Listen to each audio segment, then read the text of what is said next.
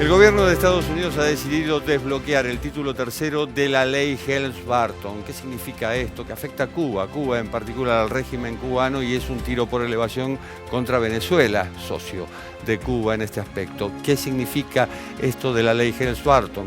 Bueno, aquellos que tenían propiedades en Cuba que fueron confiscadas durante la revolución, es decir, hace 6 décadas, hoy pueden reclamar ante tribunales norteamericanos. Pueden ser norteamericanos, pueden ser cubanos, americanos radicados allí. Esto podría colapsar a los tribunales de Estados Unidos. Entre 50.000 y 200.000 demandas se prevé que puede haber. Vemos un informe y lo analizamos.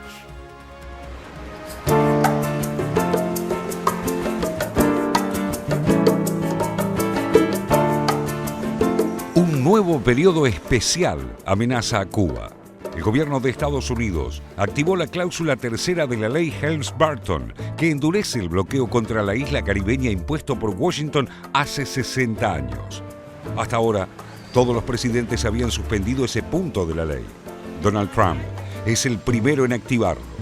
A partir del próximo 2 de mayo, los ciudadanos estadounidenses de origen cubano podrán demandar judicialmente a empresas o individuos que hagan negocios con propiedades cubanas nacionalizadas tras la Revolución de 1959.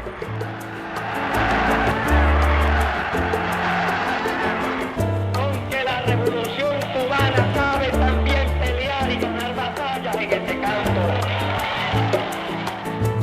Una atrocidad.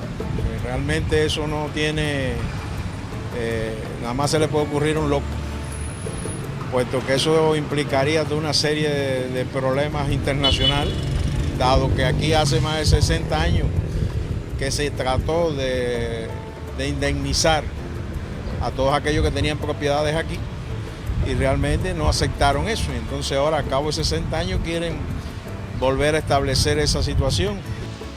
La decisión de Washington generó el rechazo de varios países, entre ellos Venezuela, Canadá, Rusia, y también recibió fuertes críticas de la Unión Europea. Naciones del bloque como España y Francia tienen importantes inversiones en la isla. El emblemático Hotel Habana Libre, operado por la española Meliá, es un ejemplo de las propiedades en litigio. Los inversores españoles controlan el 71% de las habitaciones del hotel de la isla.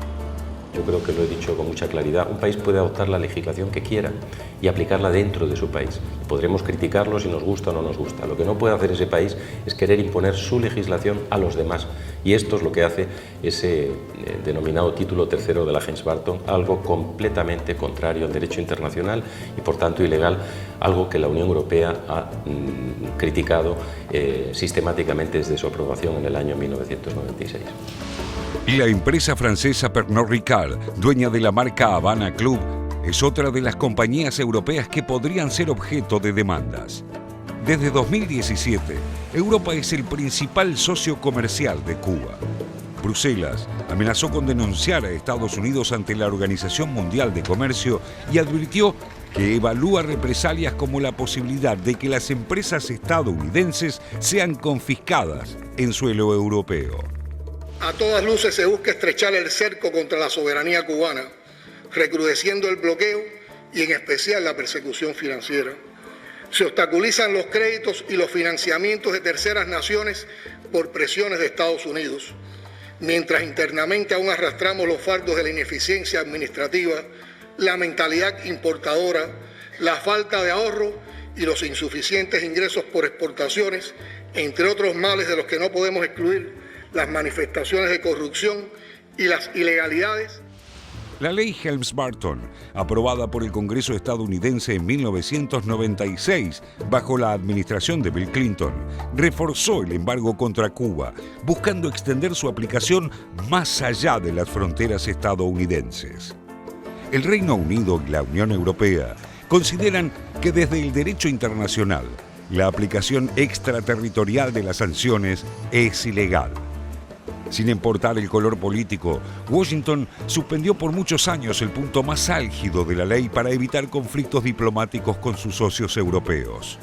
Con la ley Helms-Burton, el gobierno de Clinton buscó ahogar a la isla en momentos que comenzaba a vincularse comercialmente con el resto del mundo después de la caída de la Unión Soviética. The right to bring an action under Title III of the Libertad Act will be implemented in full. I have already informed Congress of my decision.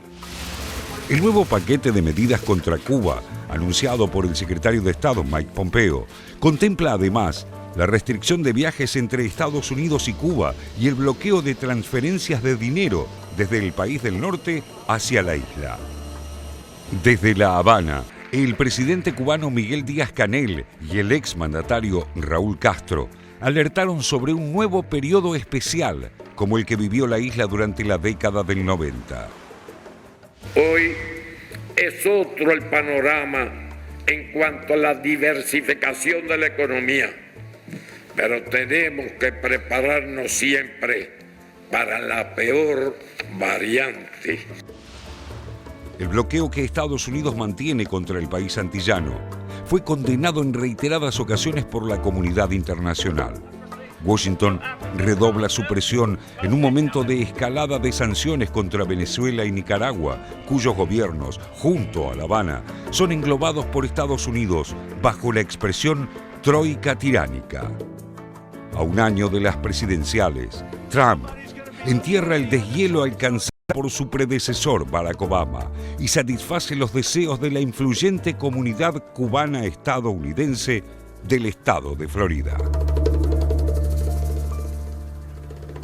El título tercero de la ley Helms-Burton, que refuerza en cierto modo el bloqueo, comenzará a regir a partir del 2 de mayo e incluye, además de estos reclamos, estos pleitos que tienen que ver con edificios y propiedades de la época previa a la revolución, incluye también, por ejemplo, el envío de remesas, que se limita a $1.000 cada 3 meses, incluye el viaje de norteamericanos para visitar familiares a Cuba, restringido ahora. La pregunta es, José, ¿empieza un periodo especial, un nuevo periodo especial para Cuba? Mira, yo diría sí y no. El periodo especial, recordemos, es el nombre que le puso Fidel Castro en su momento a la situación de crisis económica y social muy grave que atravesó Cuba después de la caída del muro de Berlín, cuando la Unión Soviética implosionó y le dejó de mandar básicamente los cientos de miles de barriles de petróleo que le mandaba a Cuba todos los días. Por un lado, Cuba recién salió de eso cuando Chávez asumió el poder en Venezuela y empezó a asistir a Cuba de una manera no muy diferente a la que había asistido el régimen soviético durante todos estos años. Por un lado, esto puede ocurrir en el sentido de que Cuba está perdiendo el apoyo de un aliado como Venezuela, no porque Venezuela no lo quiera apoyar, sino porque Venezuela tiene tantos problemas internos que Cuba ha dejado de ser una prioridad. Ahora, al mismo tiempo hay que decir que Cuba no está entrando en una situación, en un escenario de aislamiento geopolítico equivalente al del periodo especial. ¿Por qué? Pues tiene dos aliados muy fuertes. Uno es Rusia, con el que Cuba viene firmando acuerdos de cooperación, sobre todo en materia militar, pero también científico-tecnológica, de uso pacífico de la energía nuclear y demás muy importantes. Y el segundo es China, que es hoy el segundo socio comercial más importante de Cuba después de Venezuela y antes que España, que está haciendo inversiones muy importantes en Cuba. Está, por ejemplo, modernizando el puerto de Mariel, construyendo grúas, y se habla también de crear una zona económica exclusiva alrededor del puerto de Mariel en Cuba. Es decir, Cuba está en una situación, está empezando a atravesar una situación de crisis económica y social importante, Raúl va a hablar de eso seguramente después, pero no está en una situación de aislamiento geopolítico como la que sufrió en los años 90. Igualmente, la dependencia del petróleo venezolano es importante y en este momento parece ser un tiro por elevación. Le pego a Cuba y lastimo a Venezuela, Raúl. Sí, indudablemente. Las medidas, inclusive como fueron anunciadas, fueron pensando en Cuba, Venezuela y también en Nicaragua, ¿no? Digamos, por lo menos como nivel el nuevo eje del mal. ¿Cómo? El nuevo eje del mal, por lo menos regional. En el caso de Cuba, un poco siguiendo el razonamiento o el planteo que estaba haciendo José, el tema es, ¿va a sufrir daño por estas medidas? Seguramente, va a sufrir algún tipo de daño, ya lo está sufriendo, está con muchas dificultades, y no solo de petróleo, también de otro tipo de abastecimientos, inclusive para exportar. ¿Qué estaba haciendo Cuba con respecto a esto? Porque ya estaba tomando medidas, ya estaba previendo este tipo de dificultades, y se puede decir de la economía cubana que está en un grado relativo de estabilidad, no parece amenazada estabilidad, pero sí aparece problemas que tiene en la economía, inclusive con un primer trimestre bastante complicado que acaba de pasar, con reformas de fondo, reformas al modelo cubano que están previstas, ya fueron votadas, fueron aprobadas, pero se sigue postergando a su aplicación. Esto podría, por un lado, implicar nuevas postergaciones o, por el contrario, que las apuren justamente para tratar de zafar de este tipo de problemas. Es un dilema bastante delicado y en un momento que no es el mejor para Cuba para tomar estas decisiones por las dificultades que tiene. Justamente estas reformas tienen que ver con el funcionamiento de empresas privadas, cuál es la relación con el capital, temas que tienen que ver con salarios también y otro tipo de pensiones, con lo cual es un problema bastante complejo el que ya traía Cuba, repito, con medidas que había decidido pero que venía postergando para tomar y ahora con esto que me parece que le complejiza un poco más la situación. Definiciones que va a tener que tomar el gobierno de Díaz-Canel seguramente en las próximas horas o días porque son distintos caminos los que tiene para tomar, pero cada uno de ellos con las dificultades propias de la situación en la que se está dando. La pregunta es, ¿reforma del modelo significa apertura? Bueno, justamente a Cuba este endurecimiento de la política estadounidense la agarra en un periodo de apertura a la cubana que había empezado el gobierno de Raúl Castro y que debería haber seguido Miguel Díaz-Canel, que a su manera la lleva. Vos fíjate que la nueva constitución, esta reforma que se hizo, contempla la propiedad privada.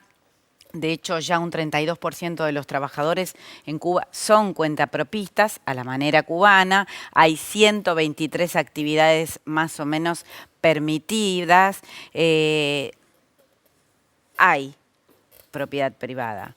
Ahora bien, también hay un contexto diferente, con lo cual Cuba se encuentra en esta situación entre un Donald Trump que quiere castigar a Venezuela, Nicaragua y a Cuba, pero también la encuentra con lazos y una relación muy intensa con sectores americanos, con gobernadores estadounidenses, no solo demócratas, sino también republicanos que viajan a la isla, que quieren aprovechar y que durante muchos años, incluso desde los 80, estuvieron muy a disgusto de la política de bloqueo porque perdían un mercado para un futuro cubano allí que ocuparon precisamente aquellos que ocuparon los que ahora son los que más protestan. ¿Y de quiénes estoy hablando? De los españoles que lograron postergar un poquito esta entrada en vigor del artículo de la Helms-Burton que complica la existencia, la economía cubana, que son los españoles. ¿Y de qué te hablo? Bueno, España, por empezar, es el único país que tiene una asociación de empresarios extranjeros en Cuba. Por otro lado, tiene 250 socios en Cuba. Es algo muy atípico y que muestra lo que fueron los capitales en el periodo de los 80, cuando se pensó que Cuba se iba a abrir al mundo y Fidel Castro dijo negativo.